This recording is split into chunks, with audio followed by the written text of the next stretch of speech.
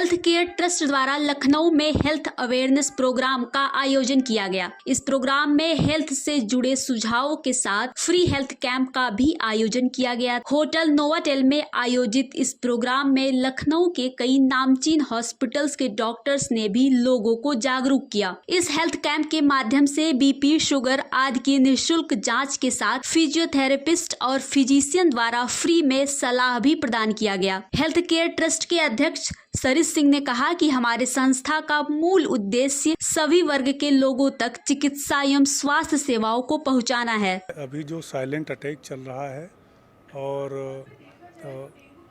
Health awareness programme इसलिए हम लोग जो है लगातार कर रहे हैं ताकि हम लोग जो है सीपीआर ट्रेनिंग के माध्यम से साइलेंट अटैक को रोक सकें। ठीक है, और ये लगातार हेल्थ केयर ट्रस्ट जो है जागरूकता अभियान चला रहा है। आज हमने यहाँ पर हेल्थ टॉक भी रखा है जिसमें senior cardiologist doctor Mukul Mishra sir को भी हमने बुलाया है और कई डॉक्टर्स ने अपनी हेल्थ टॉक यहाँ पर दी है। इस दौरान senior cardiologist doctor Mukul Mishra ने हार्ट अटैक से बचने के कुछ तरीकों के बारे में लोगों को बताया। हम अपने जीवन शैली में सुधार लाएं, हम नियमित व्यायाम करें। व्यायाम का क्या मात्रा होनी चाहिए? लगभग 30 मिनट प्रतिदिन, हफ्ते में 5 दिन। तो हम वेट पर अपने ध्यान दें और वो खान पान और एक्सरसाइज से होगा। इसके साथ ही हम नियमित अपना जांच करावें ब्लड प्रेशर की। एक उम्र के बाद, लगभग 30 साल की उम्र के बाद हम अपना ब्लड प्रेशर का नियमित जांच करावें। शुगर की जांच समय समय पर कराते रहें और कोलेस्ट्रॉल की जांच कराकर यदि बढ़ा हुआ है तो उसका इलाज करें।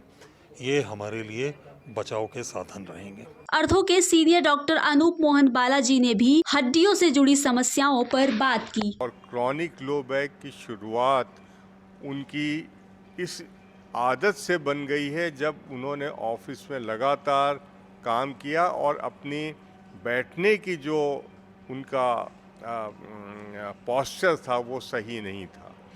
और इसमें ये ज़रूरी है कि उनको आदत ये जब भी बैठें तो अपनी रीढ़ की हड्डी को सीधा करके बैठें, वो झुके नहीं। रीढ़ की हड्डी हम लोग के 32 पीसेज होते हैं ऊपर से लेके नीचे तक, और उनका अलाइनमेंट ईश्वर ने कुछ ऐसा बनाया है, नेचर ने, कि वो एक दूसरे के साथ बिल्कुल वो ऐसी अटैच्ड होती हैं कि स्ट्रेन नहीं पड़ता है। अगर कोई सीधा खड़ा होता है तो बॉडी के ऊपर स्ट्रेन नहीं पड़ता है। और एक सिंपल वे है इसको समझने का, जब कोई सीधा खड़ा हो या बैठे या लेटे तो कान के बाहर जो कान के जाने की जो रास्ता होता है, शोल्डर का मिड पॉइंट और हिप जॉइंट का मिड पॉइंट, ये तीनों एक पॉइंट जो है स्ट्रेट लाइन में होने चाहिए, चाहे पर्सन खड़ा हो, बैठा हो या लेटा हो। अगर ये किसी ने समझ लिया कि कैसे इसको सही रखना है और उसकी आदत बना ली तो उसको प्रॉब्लम आगे नहीं होगी। तो वहीं डॉक्टर कोमल ने भी खतरनाक बीमारी डेंगू के लक्षण और बचाव के तरीकों के बारे में लोगों को जागरूक किया। अगर डेंगू हुआ है तो ये मरीज पेशेंट टू पेशेंट ही वैरी करता है। किसी मरीज जिनका 20,000 भी प्लेटलेट आ गया है और उनको कोई इंटरनल ब्लीडिंग नहीं है, वो एकदम ठीक है, तो उनको ट्रांसफ्यूजन की फिर ज़रूरत नहीं पड़ती है।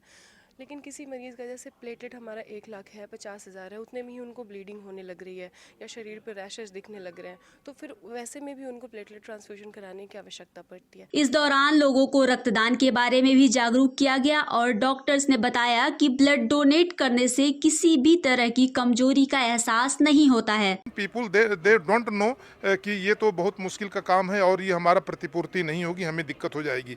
जो हम ब्लड डोनेट करते हैं विदिन 24 आवर्स ये रिकवरी इसकी हो जाती है। कुछ विटामिन्स हैं जो कि समय लगता है उसको प्रतिपूर्ति करने में, इसलिए एक गवर्नमेंट ऑफ इंडिया ने एक नॉर्म्स रखा है WHO ने कि 3 महीने के बाद ही ब्लड डोनेट करना है। इस प्रोग्राम में हेल्थ टॉक के माध्यम से डॉक्टर्स ने लोगों के सवालों के जवाब भी दिए, जिसमें कई तरह की गंभीर बीमारियों पर बात की गई।